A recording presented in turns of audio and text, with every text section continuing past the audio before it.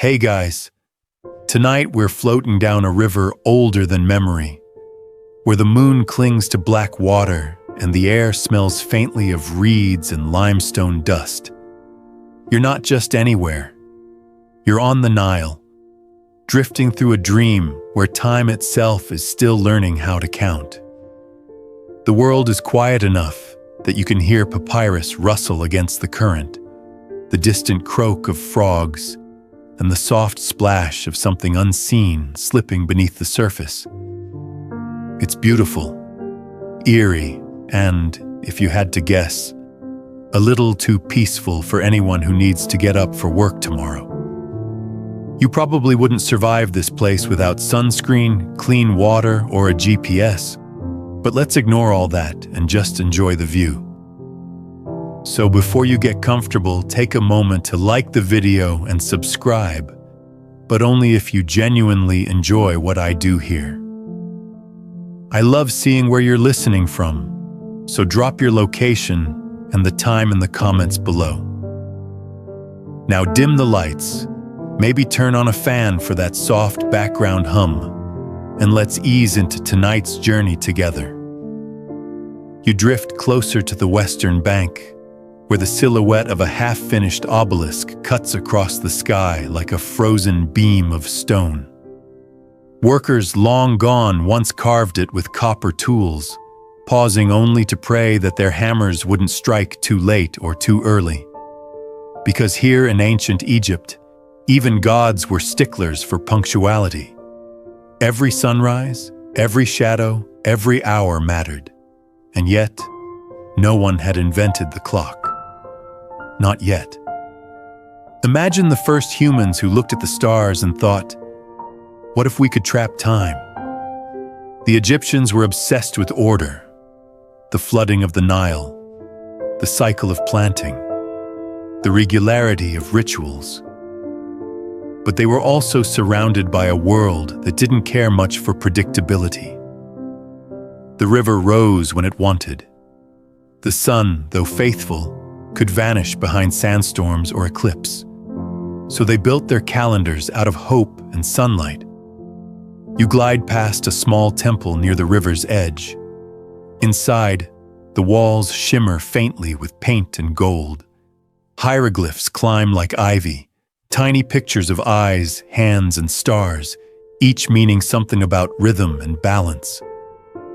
A priest once stood here, head shaved, linen robes crisp, waiting for the precise instant when night surrendered to dawn. His job? To announce that the sun god Ra had returned, right on schedule. He didn't have a wristwatch. He had shadows and patience. This is where it began, the first whisper of measurement. At dawn, the temple courtyards filled with long, trembling shadows stretching across the polished floor. The priests marked where each one fell, carving lines into the stone. They noticed that the shadow of a pillar at one hour wasn't the same at the next. Slowly, a pattern emerged, a daily heartbeat of light. The earliest Egyptian sundials were born not from mathematics, but from awe. Here's your first historical fact for the night. The oldest known shadow clocks date back to around 1500 BCE, carved from limestone and used in temples to track the sun's journey. They were portable, simple, and surprisingly accurate, at least until the sun disappeared behind a cloud. And then, as you could imagine, someone probably muttered, "Great, there goes productivity."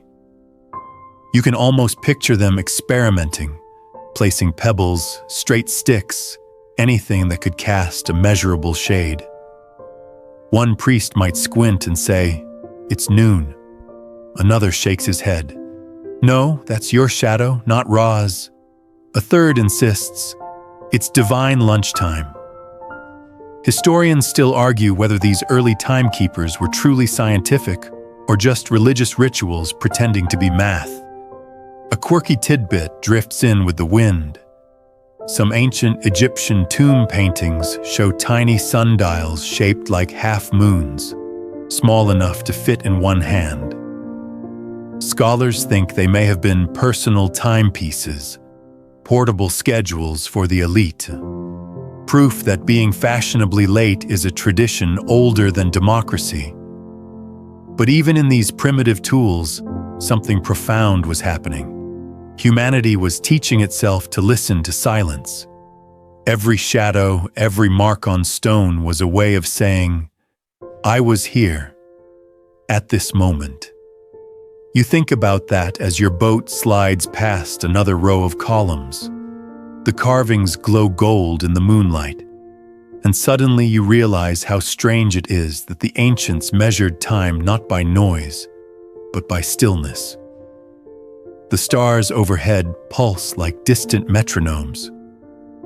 Sirius, the dog star, rises. Her appearance once signaled the annual flooding of the Nile. Farmers would watch for her gleam just before dawn, the same way modern people check weather apps. This was their alarm clock, a celestial notification system that never needed batteries. You lean back, the water lapping softly at the hull. It's easy to forget that all this, the stars, the shadows, the measured lines, was born from one simple desire: to bring a little predictability to chaos.